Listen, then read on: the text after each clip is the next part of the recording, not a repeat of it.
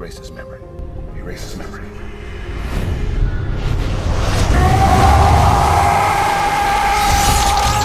In Canada, there is a young boy named James who is sick and lying in bed.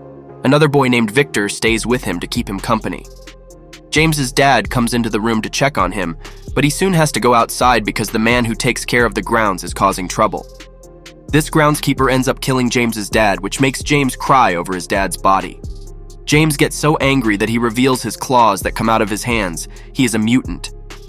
In his anger, he rushes at the groundskeeper and pins him to the wall with his claws. As the groundskeeper is dying, he tells James that he is actually his real dad. James tries to run away from all this, but Victor catches up to him. Victor tells James that they have to run away but stay together and look after each other. As time goes by, James and Victor, who turns out to be his half-brother, always stick together. They join the Civil War and fight side by side. Then they also fight in World War I and World War II. They can't be killed and become very valuable to the army, but fighting in wars starts to affect them, and Victor begins to act more violently. When they are in the Vietnam War, Victor tries to grab a woman, but a superior officer sees him. Victor gets so mad that he kills the officer and gets arrested along with James. The army decides to execute both brothers, but they survive the execution. Nothing can kill them. After they wake up, a major named Stryker meets them. He offers them a choice: join his special team or stay in jail. The brothers decide to join the team, where they meet other team members who are also mutants. Victor's powers are shown to be similar to James. He has long, sharp claws too. The team gets ready for their first mission, and they also meet Wade, who is a skilled swordsman and looks a lot like Deadpool. Wade is very good with his swords. When the team reaches Nigeria, another mutant named Maverick kills many soldiers with his guns. He is an excellent shooter. However, one soldier survives inside a war tank and tries to shoot at the invaders with a cannon. But Fred, another team member, stops the cannon with his hand, causing the tank to explode. When the team gets inside a building, the boss watching them cuts the power to stop them. But a mutant named Bradley uses his power to turn the power back on. As the team takes the elevator up, the security guards prepare to attack as soon as the doors open. Wade then shows off his sword skills by cutting a bullet in half and taking down all the guards by himself. The boss tries to grab his gun, but John, who can teleport, stops him. However, the leader of the rival group thinks they came to steal his diamonds, but Stryker is actually interested in a rock. The leader doesn't know its importance, thinking it's just a plain rock. As Stryker questions people in the village, a local tells him that the rock fell from the sky. Stryker then orders Victor to kill everyone, which Victor is eager to do. However, James stops him, reminding him that they didn't join the team to be killers. Realizing they've strayed from their moral path, James decides to leave the team. Victor protests, saying they can't just let him leave. In defiance, James rips his dog tags from his neck, signifying his departure from the team, and walks away while Victor calls out to him. 6 years later, James, now living a peaceful life with his girlfriend Kayla in a quiet place. Meanwhile, another member of Team X, Bradley, is found working at a fun fair. He uses his telekinesis powers to make money. When he returns home, Victor shows up at his door wanting to talk. Victor's manner is aggressive, but Bradley tries to reassure him that he hasn't spoken to anyone. During their conversation, Victor reveals that Wade is dead and then suddenly kills Bradley as the lights at the fun fair go out. The next day, Stryker finds James at his workplace with a proposal. He tells James that Bradley and Wade are dead and believes someone is targeting Team X members. He wants James to find this person. However, James, who everyone now knows as Logan, wants nothing to do with it. But trouble continues to follow him. The following morning, Logan discovers a dead bear in the forest. At the same time, Victor approaches Kayla. Realizing something is wrong, Logan rushes to the car only to find Kayla missing. Moments later, he finds her dead body, causing him immense pain and grief. He screams in anguish. That night, Victor waits for Logan in a bar. When Logan arrives, ready to confront him, he asks his brother why he killed Kayla. Victor retorts that Logan never calls or writes, implying that he killed her just to capture his attention. As the fight starts, Logan gets knocked down in the first round but manages to get back up. However, Victor proves to be stronger and beats him again. While helping Logan up, Victor taunts him, asking if Kayla was worth more to him than the time they could have spent together as brothers. Logan tells Victor that he is different from him, but Victor disagrees. In his anger, Victor uses his claws to break Logan's. Just then, police sirens sound nearby, and Logan soon finds himself waking up in a hospital. In the hospital, Logan, still confused and furious, grabs the doctor by the throat and demands to know where Victor is. The doctor is clueless about Victor, but suddenly Stryker shows up. He tells Logan that he's not working with Victor anymore and asks for Logan's help to stop him because Victor is becoming too dangerous. Stryker also mentions he has something that could help defeat Victor. Logan agrees to work with Stryker, but makes it clear he only wants to find Victor. After that, he wants Stryker to leave him alone. Stryker then takes Logan to a laboratory where they plan to infuse his body with adamantium, a metal that will make him indestructible. Before the procedure begins, Logan requests a new dog tag engraved with the name Wolverine, a nickname Kayla had thought up for him. The operation starts, and Logan is overwhelmed with intense pain. He sees flashes of his past memories, and at one point his heartbeat stops. However, Logan slowly revives. Throughout this ordeal, Stryker calls him Weapon X, which seems odd since Logan already has a name. One of Stryker's trusted mutants, Zero, questions what the plan for Logan is. Stryker reveals they will use his DNA to create something called 11, but hints there's more to the plan than just that. Stryker gives orders to his team to erase Logan's memory. Overhearing this, Wolverine quickly reacts, leaping out of the infusion chamber and making a bold escape from the base. As he flees, Stryker's true nature is revealed when he directs Zero to hunt down Logan and eliminate him. Desperate, Logan finds refuge at a nearby farm, ducking into a random barn for shelter. As an elderly couple returns home, the old man discovers Logan in the barn, completely unclothed. After a brief assessment to ensure Logan isn't a threat or involved with drugs, the kind old man invites him into their home. Inside, Logan takes a moment to inspect his newly enhanced claws, now reinforced with adamantium. These new claws are significantly sharper and far stronger than his original bone claws, demonstrating their potency by accidentally slicing the kitchen sink in half. As Logan spends more time around the barn, the old man shares some wisdom. He comments that Logan looks like a man out for vengeance and warns him that those who seek vengeance often find trouble. Despite the old man's words, Logan feels his choices have been stolen from him. Tragically, their conversation is cut short when Zero, following Stryker's orders, arrives and fatally shoots the old lady as she enters the barn. The old man is also hit and dies tragically in Logan's arms. Stryker then escalates the situation by ordering a helicopter to attack the barn. Despite the massive explosion caused by the helicopter's missiles, Logan miraculously survives. He quickly grabs the old man's motorcycle from the wreckage and makes a daring escape. The pursuit intensifies as the helicopter and several vehicles suddenly appear, all sent by Stryker, who is intent on killing Wolverine. Using his newly enhanced claws, Logan faces the first vehicle head-on, slicing it cleanly in half.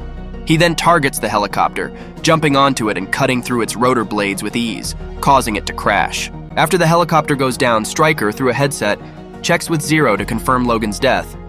Logan intercepts the message and boldly informs Stryker that his next move is to find Victor before coming for Stryker himself. He then sets the wreckage on fire, causing a massive explosion that kills Zero. Back in his laboratory, Stryker acknowledges Wolverine's resilience and orders his scientists to develop adamantium bullets, hoping they might provide a means to stop him. Meanwhile, Logan reconnects with old allies from Team X. He meets with John, who shares their collective guilt over their past actions, revealing that they had been unknowingly used by Stryker to hunt down other mutants. Logan also reunites with another former teammate, Fred, who has become obese from an eating disorder brought on by his guilt.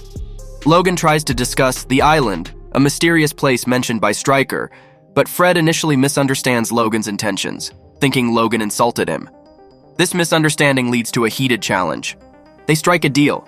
If Logan can defeat Fred in a physical confrontation, Fred will divulge everything he knows about the island and Stryker's plans. The fight ensues, and Logan manages to knock Fred out. Upon regaining consciousness, Fred is true to his word and reveals a disturbing truth. Victor is working with Stryker to capture mutants and take them to the island where unspeakable experiments are conducted. No one knows the exact location of the island, but there is a mutant named Remy who has escaped from it and might know more. Armed with this new information, Logan prepares for his next move, determined to uncover the truth and stop Stryker's nefarious plans. Meanwhile, at a high school, a student named Scott Summers is serving detention. Unexpectedly, Victor appears and incapacitates Scott, knocking him unconscious. Shortly afterward, Stryker arrives and orders Victor to take the young man to the island. Logan and his ally John set out to find Remy and learn more about the island. They track him down to a casino, where John keeps watch while Logan approaches Remy for a conversation. Suddenly, Victor launches an attack on John, seeking a confrontation. Despite John's ability to teleport and evade, Victor ultimately catches him, taunting John for his predictability before fatally wounding him. Simultaneously, Remy reacts defensively to Logan's approach, mistakenly believing Logan intends to capture him and return him to the island. In his panic, Remy lashes out, sending Logan flying through the air and out of the casino. Outside, Logan encounters Victor again, and the two engage in a fierce battle. This time, Logan is stronger and more prepared. However, their fight is abruptly disrupted by Remy, who intervenes, causing chaos and providing Victor with a chance to escape. In the confusion, Logan confronts Remy again, this time managing to subdue him. He explains that his intentions are to find the island to seek revenge on those who harmed him, not to capture Remy. Understanding Logan's true motives, Remy agrees to guide him to the island. Upon arrival, Logan begins his search for Stryker's laboratory, where sinister plans are underway to create a new mutant known as Weapon 11, who will later be called Deadpool. As Logan infiltrates the lab, he is confronted by a shocking revelation. Kayla is there, alive. Stryker reveals that Kayla has been part of his scheme all along, using her mutant ability of hypnosis, which she can only activate through touch, to manipulate Logan. Feeling betrayed, Logan starts to leave, but Kayla pleads with him, insisting that her feelings for him were genuine. She begs Stryker to release her sister, arguing that she has fulfilled her part of their deal. Stryker, however, is hesitant and wishes to study her sister's unique mutation further. Victor also appears, furious at Stryker for letting Logan walk away. The tension escalates, setting the stage for further confrontations as Logan grapples with betrayal. It turns out that Victor has made a deal with Stryker, but the Major warns him that he might not survive the operation to infuse his body with adamantium. Suddenly, Victor grabs Kayla, and her scream alerts Logan, pulling him back into the fray. As Logan confronts Victor, Kayla intervenes, urgently explaining that she did not deceive him intentionally. Her feelings for Logan were as genuine as his were for her. She reveals that she needs Logan's help because Stryker is holding many mutants captive, including her sister. Driven by a renewed sense of purpose, Logan springs into action to free the prisoners. Meanwhile, Stryker commands his team to unleash Deadpool, a powerful mutant designed to be a formidable opponent. As Logan and Kayla lead the prisoners toward the plant's exit, Deadpool suddenly appears, blocking their path. Realizing the strength of this new adversary, Logan instructs Kayla to take the young mutants and find another way out while he confronts Deadpool. Logan attempts to reason with Deadpool, asking if he really wants to fight, but Deadpool, under Stryker's control, is compelled to engage. The battle between Logan and Deadpool begins intensely. At the same time, a group of soldiers attacks the escaping mutants. Despite the danger, the young mutants band together, successfully overpowering the soldiers. Kayla, seeing that the mutants are safe, urges them to continue running while she returns to aid Logan. Amidst the chaos, Logan finds himself battling Deadpool on top of a tall tower. He's caught off guard by Deadpool's ability to teleport, which nearly leads to his defeat. Just when all seems lost, Victor unexpectedly arrives and intervenes to assist Logan. He says that he is the only person who is allowed to kill his brother. The two of them have to fight Deadpool together until they are able to get him. In the end, Logan sneaks up on Deadpool and removes his head from his shoulders. As Deadpool's head spins around shooting laser beams, the grid tower is cut in half and collapses. Logan and Victor are both alive, but Logan tells his brother that this changes nothing between the two of them. On the other hand, Victor says that they will always be connected to each other. They are brothers, and they are obligated to look after one another. Meanwhile, Stryker is loading a gun with adamantium bullets. Logan hears Kayla's voice calling him. He runs near her, takes Kayla in his arms, and walks away with her, but Stryker appears behind them and shoots at them. Logan falls to the ground, but Stryker knows that these bullets are not enough to kill him. However, he wants to deliver the maximum damage he can. He knows that if he shoots Logan in his head, the Wolverine will lose his memories and will never be able to reclaim them. After shooting his head twice, Stryker approaches Kayla. She touches his leg and makes him turn the gun toward his own head. Finally, she orders him to walk until his feet bleed and then keep walking. Meanwhile, the young mutants are guided outside where they are met by Charles Xavier and taken to safety. When Logan wakes up, he is approached by Remy, but he does not remember him. Moments before they leave the island, Logan finds Kayla lying dead on the ground. Remy asks him if he knows who she is, but Logan replies negatively. A few years later, during the war, Logan is imprisoned in a Japanese village near Nagasaki. The Japanese receive a warning that a nuclear bomb is coming their way. As the impending danger of a nuclear bomb approaches, the Japanese soldiers make the decision to release all the prisoners, giving them a chance to escape. Among those freed is Logan, confined in a small underground cell. Ichiro Yoshida, one of the soldiers, urgently opens Logan's hatch and urges him to run for his life. However, Logan, understanding the gravity of the situation, believes there isn't enough time to escape to safety. Just as Ichiro is about to join his fellow officers in a final act of despair, Logan pulls him back into the safety of the hatch, using his own body to shield Ichiro from the blast. After the devastating explosion, Logan's body is severely burned, but due to his mutant healing abilities, he quickly recovers. Ichiro, shaken and frightened, attempts to climb out, but Logan insists it's still too unsafe to leave their shelter. In the present day, Logan grapples with his past actions in his dreams. He vividly remembers his former love, Jean, whom he tragically had to kill to save the world. In his nightmare, he confesses to Jean that he vowed never to hurt anyone again. Yet Jean sorrowfully tells him it's too late, and in the dream, Logan sees his claws buried in her body again. Awakening from this haunting dream, it becomes clear that Wolverine now lives a reclusive life, akin to that of an animal, finding solace only in the solitude of the mountains. One morning, as Logan walks by a bear in the wilderness, the bear does not attack, as if understanding Logan's kindred spirit. That night, disturbed by eerie sounds from the forest, Logan investigates and finds the bear wounded and suffering. Sensing what the bear needs, Logan mercifully ends its pain, fulfilling its unspoken request. Following this somber event, Logan returns to town to uncover the cause of the bear's injuries. He learns that a group of reckless hunters is responsible. Inside a local bar, Logan confronts one of the hunters, ready to escalate into a fight. However, at that moment, a young woman named Yukio appears, intriguingly warning Logan that engaging with these men is pointless as they are doomed to die soon. She seems to possess the ability to predict the future and details the forthcoming deaths of the people. After a brief confrontation where Logan teaches the hunters a lesson, Yukio leads him away. She explains that her master sent her to find Logan and returns some personal items that belong to him, hinting at deeper connections and unfolding events tied to Logan's mysterious past and potent destiny. When Logan asks who she is talking about, Yukio replies that her master is Ichiro Yoshida, the man Logan saved so many years ago in Nagasaki. Ichiro was about to die, and he wants to see Logan one last time in Tokyo to thank him for saving his life back then. Logan is not in the mood to visit Tokyo, but Yukio was able to convince him. During their trip to Japan, Yukio tells Logan that Ichiro Yoshida managed to build a huge corporation. Logan is not impressed easily, but Yukio tells him that she owes her life to Ichiro, so he should be more respectful toward him. While he waits, Logan sees two men dressed as samurai. When Yukio joins him, she reveals to him that one of them is Shinjin, Ichiro's son. Yukio takes Logan near Ichiro's chamber, where he sees Mariko for the first time.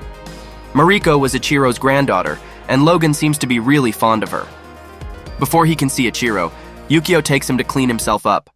Logan is not in the mood for a shave and a haircut, but Yukio pulls her knife out, showing him that she is very serious. Soon, Logan finds his old self and is taken to see Ichiro. When the old man sees him, he comments that Logan looks exactly like he used to look back in the day. Ichiro asks Dr. Green to leave him with Logan for a few moments, but the professor is very strict, only allowing them to have 5 minutes. As it appears, Ichiro does not just want to thank Logan, but he also has a proposition for him. Ichiro believes that a man loses purpose if he lives forever. He thinks that he will do Logan a favor if he helps him lose his immortality. Logan believes that his condition can't be undone, but Ichiro explains that he can take his immortality if Logan transfers it to somebody else. Ichiro is not ready to die, but Logan is. However, the old man has read the situation a bit wrongly.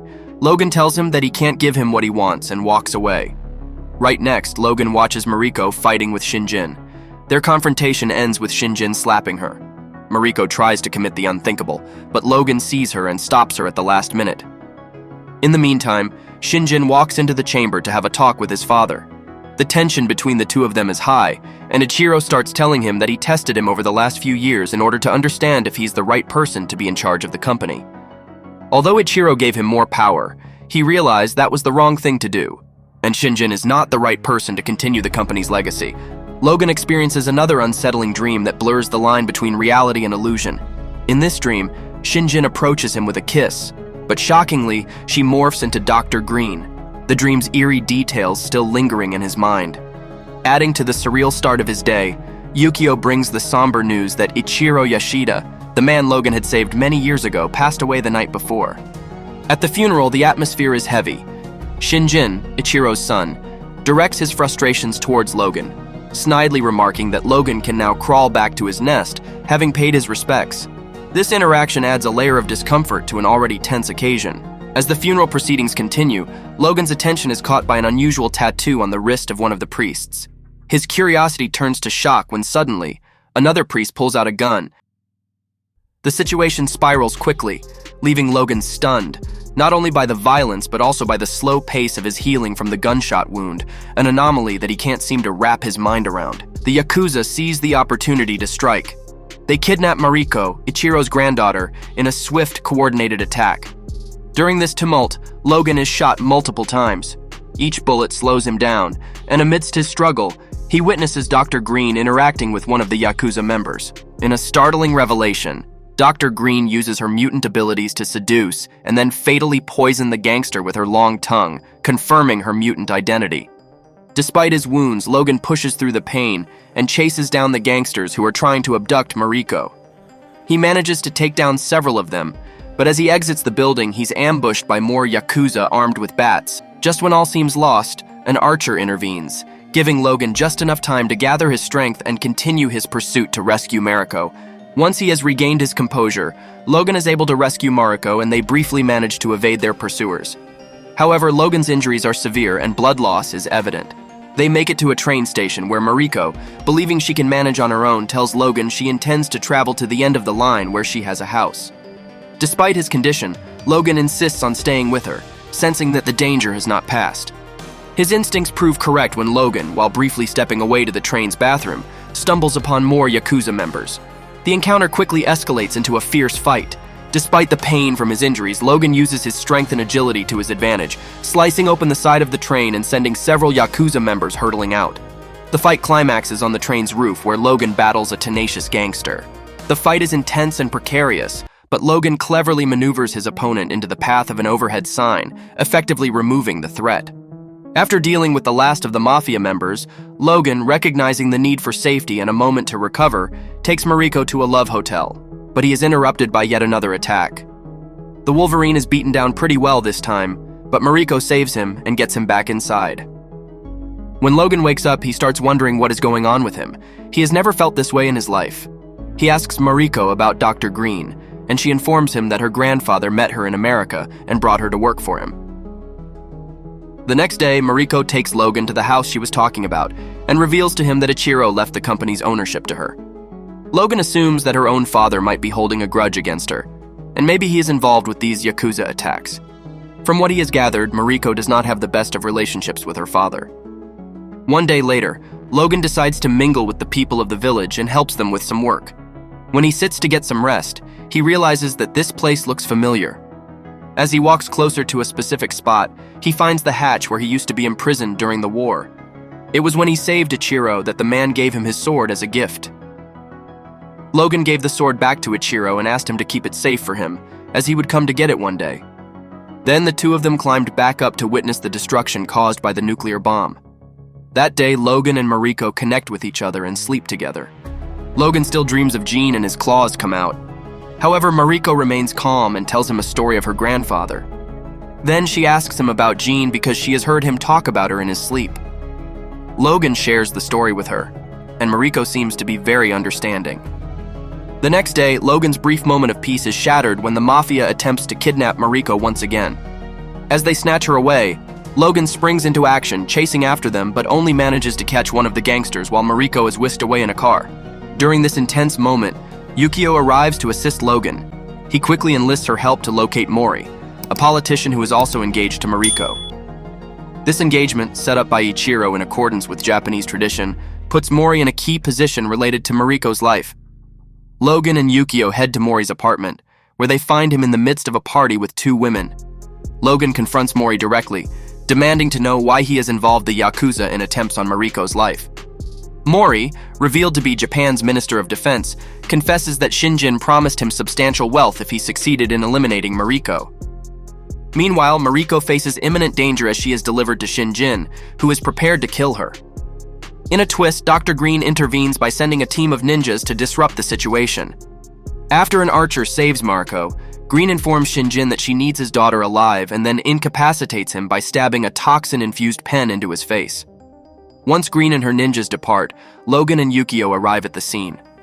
Logan, suspecting something internal is causing his unusual weakness, decides to examine himself.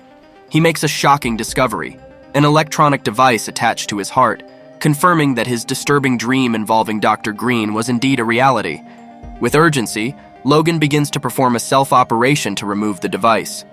As he struggles with the procedure, Shinjin interrupts him, forcing Yukio to distract Shinjin while Logan continues his desperate attempt. Finally, Logan successfully extracts the device, and though his heart momentarily stops, he miraculously recovers and rises, more determined than ever. Despite Shinjin's best efforts to defend himself, he is no match for Logan's renewed strength and ultimately meets his demise. Logan then sets out to rescue Mariko, but encounters resistance from ninjas who still believe he is weakened. As the battle escalates, the ninjas call for reinforcements, realizing Logan's regained strength. In the midst of the chaos, Yukio commandeers a large machine and joins the fray, crushing some of the ninjas beneath it. Realizing that Logan is unstoppable, the archer decides to use a new strategy and dips his arrows in a poison provided by Dr. Green, hoping to slow Logan down with a weapon that could finally affect him. They use poisoned arrows in an attempt to slow him down. Knowing they cannot kill him, their goal is to incapacitate him temporarily. Their plan works, and Logan eventually falls unconscious under the barrage of poisoned arrows. When Logan regains consciousness, he finds himself bound in a laboratory. Dr. Green enters the room and introduces him to a samurai armor, which she refers to as the Silver Samurai. She reveals that the suit is made of adamantium, a virtually indestructible material. Dr. Green then challenges Logan to unleash his claws, and as he does, she cleverly traps them in the extended position. This is when the Silver Samurai springs to life. As the situation escalates, Mariko manages to trick the archer, seizing his knife in an attempt to aid Logan. The Silver Samurai, wielding an energized sword, tries to sever Logan's adamantium claws. Just in the nick of time, Mariko intervenes and frees Logan, allowing him to escape the immediate threat. During their confrontation, the samurai uses its massive energized sword to cut through Logan's claws. Dr. Green joins the fray, aiding the samurai in its assault. Meanwhile, Yukio enters the scene and confronts Dr. Green, turning the battle into multiple simultaneous fights. As Logan struggles against the overwhelming might of the Silver Samurai, he finds himself pinned down and on the verge of defeat. At this critical moment, the archer intervenes. Tragically, his intervention costs him his life as the samurai swiftly kills him. Seizing the momentary distraction, Logan grabs the energized sword and decapitates the Silver Samurai. However, the samurai's suit remains operational, and the battle intensifies. Ichiro Yoshida, revealing himself from within the suit, connects its mechanisms to Logan's claw essence. He begins absorbing Logan's DNA, rejuvenating himself while Logan visibly ages. Mariko, witnessing the horrific scene, acts decisively. She grabs two of Logan's severed claws and uses them to impale her grandfather's head. This intervention gives Logan the crucial moment he needs to recover. As his natural bone claws regenerate, he uses them in a final confrontation against Ichiro. With a powerful push, Logan sends Ichiro over the cliff, effectively ending the intense battle. In the year 2029, Logan seems a bit older. He works as a limo driver when he wakes up hearing some noises. When he checks, he sees a bunch of thieves trying to steal the wheels from the limo. Logan wants to stop them, but they shoot him and send him to the ground. Logan gets back up, but the thieves give him a hard time. In any case, Logan is sick of it and gets mad. He uses his claws to kill some of those guys, while the rest of them drive away in a van. Logan is not the man he used to be. This year is very special because mutants have stopped being born. The mutants that already exist in the world have started losing their abilities. Nowadays, Logan tries to make a living like a normal person, even though he is not used to it. One day, Logan is approached by a woman while he follows his usual routine. The woman asks him for help, but Logan does not want anything to do with her. But at the same time, Logan is being followed by a guy who looks like he has a steel hand. Soon, the man enters the limo and asks Logan if a woman named Gabriella approached him. The man, Pierce, is not interested in Wolverine, but he wants to get to that woman because she took something that belongs to him. Logan's hunch tells him that things are going to get messed up pretty quickly, so he goes to check on his friends. His friends are Xavier and another mutant named Caliban, but that is not the sole purpose of his visit. As it appears, Logan buys some medication and brings them to Charles Xavier. Charles's mind is not what it used to be, and sometimes he has to be sedated. If his mind is unleashed, he might kill people and mutants.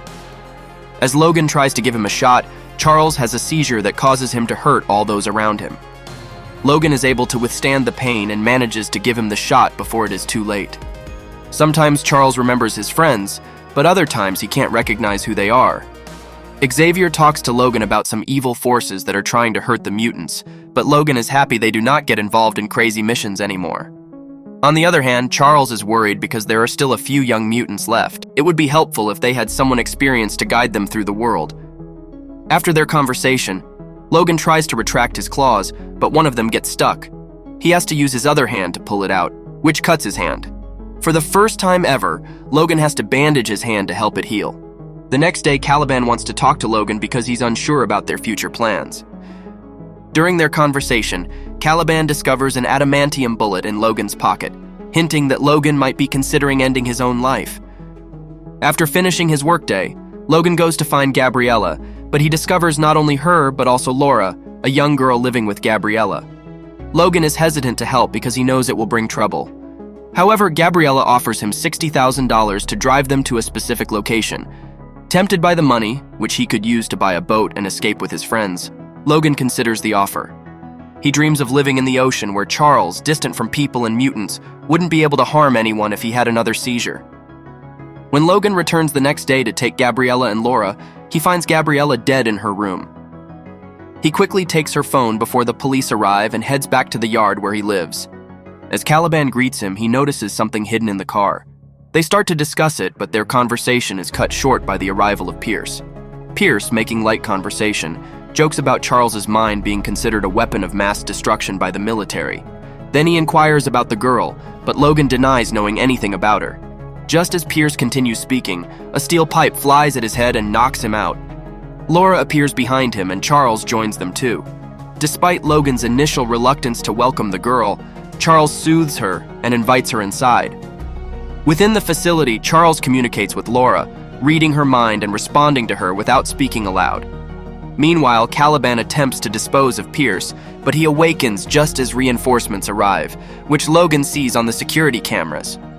In a hurry, Logan tries to get Charles into the car. Charles insists that they must take Laura with them, but Logan believes she is not their responsibility. As he attempts to drive away, Pierce's men block him and force him to return to the yard, trapping them. At the junkyard, Logan attempts to resist, but he is quickly overwhelmed and pinned down by the agents. Pierce demands information about the girl's whereabouts, but Logan insists that she isn't there. Despite his claim, Pierce suspects Logan is lying and knocks him out. He then orders his men to search for the girl inside. The search takes longer than expected. Suddenly, Pierce hears screams from his men, and then sees Laura walking outside, holding the head of one of the soldiers in her hands. It's clear she's no ordinary girl. She has claws that extend from her knuckles just like Logan's. Laura then attacks a few more soldiers and runs around the yard, demonstrating her agility and combat skills. Eventually, the agents catch up with her, but now Logan joins the fight to assist her.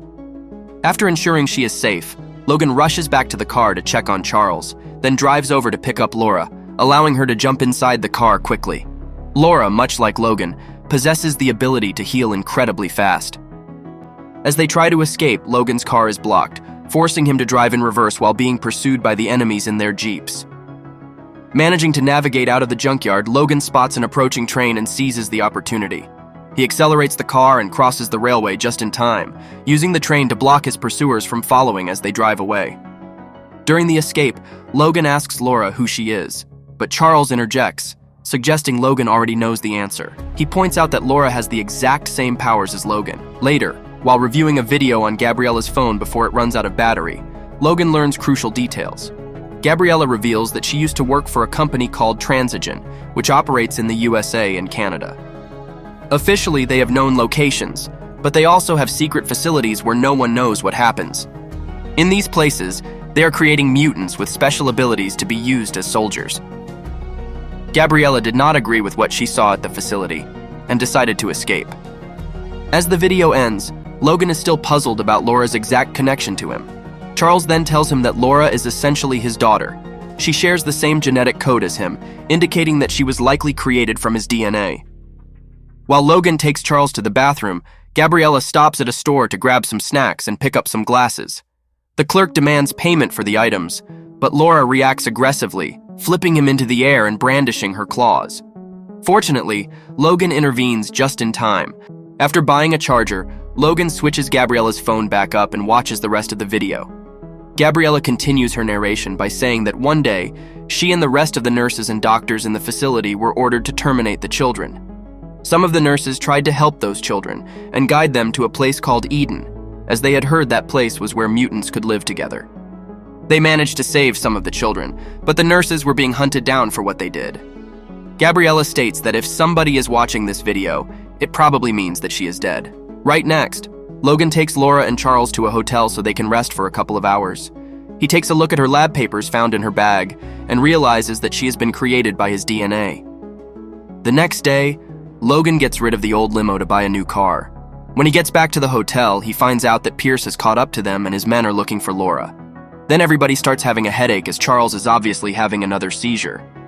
Logan makes his way back to the room, killing all the soldiers aiming at Charles, and then gives him a shot to end his seizure. While on the road, Logan almost has an accident, and the same happens to another family. The family of farmers almost lose their horses, but Charles uses his mind to calm them down and bring them back. The farmers want to thank them for their help and invite them to dinner. Laura starts eating like there is no tomorrow. This family helps the mutants connect to each other. Logan even introduces Charles as the principal of an old school. After dinner, Logan and Will, the farmer, head outside to check on a water supply issue. Will explains that a large corporation has bought up all the surrounding fields for crop production, but he has refused to sell his land. This refusal has caused the company to harass him to force a sale. While trying to fix the water issue, they are confronted by a group of bullies from the corporation. One of the bullies pulls a gun, but Logan quickly disarms him and deals with the threat. Back at the house, tragedy strikes. A clone of Logan, designed to be a perfect killing machine, arrives and kills Charles as well as Will's entire family in an attempt to abduct Laura. When Logan enters the house and sees the clone, his first instinct is to check on Charles. He rushes Charles to the pickup truck, but Charles passes away, his last words being that their boat should be named Sunseeker. Meanwhile, Caliban, who has been captured by the attackers, uses 2 grenades to blow up the vehicle he is held in, sacrificing himself in the process. The clone loses control and attacks Logan, who struggles to fight back. Will intervenes, using his truck to hit the clone. After the collision, Will attempts to shoot the clone, but he runs out of bullets and collapses, exhausted and overwhelmed. After the confrontation, Logan buries Charles near a lake, a fitting place since Charles always loved the water. He then drives away with Laura. Logan is extremely weary, and Laura tells him that Charles had shared Logan's secret desire for death, urging her to keep Logan alive.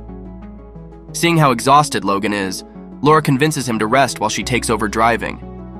When Logan wakes up, he finds that Laura has driven him to a place called Eden, which turns out to be real. It is a safe haven where other young mutants have gathered. As Logan starts to pass out again, the kids use a makeshift pulley system to pull him up to where they are staying. The children give Logan a serum stolen from the lab that can heal him, but also has dangerous side effects. After regaining consciousness 2 days later, one of the older mutants informs him that the group plans to cross the border the next day, where they have been granted asylum. That night, Laura expresses her anger and frustration. She wants Logan to come with them, but he refuses, believing that his presence only endangers those he cares about. Despite his protests, Laura insists they would be safer with him. The following morning, Logan wakes to find the children gone and drones pursuing them. Logan grabs the serum that the kids left for him and rushes to catch up with them as they flee through the woods. Dr. Rice, the evil mastermind behind the mutant persecution, is also in hot pursuit. Logan is exhausted, but knowing he needs to move quickly, he uses the serum on himself to boost his strength. Despite this, he realizes he might not reach the kids in time, and they must rely on their own powers to survive. As Laura saves one of her friends, she hears Logan's voice yelling through the forest. Dr. Rice's men try to stop him, but Logan, fueled by the serum and determination, fights through, taking down several of the attackers despite being shot multiple times. Laura, surrounded and fearful, suddenly sees Logan running toward her. Logan tells Laura to get behind him as he begins slashing at their opponents. Laura joins the fight, and together they manage to hold off the attackers temporarily. However, Laura notices that the effects of the serum are fading from Logan, and some of their group are captured. Logan distracts the soldiers to cover Laura as she sneaks up to free their friends.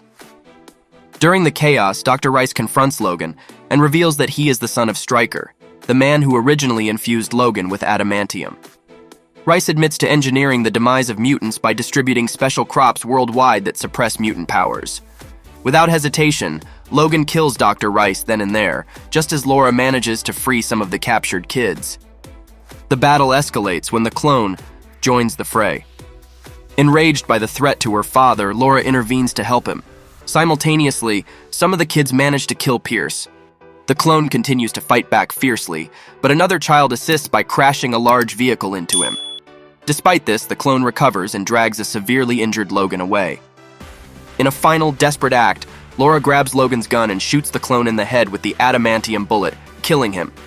As Logan lies dying, he weakly calls out to Laura, who tearfully responds by calling him Father. After saying a few words to honor her father's soul, it's time for the children to continue their journey to safety. Before they leave, Laura adjusts the cross on Logan's grave to form an X, symbolizing his identity as the last of the X-Men, marking his legacy and the end of an era.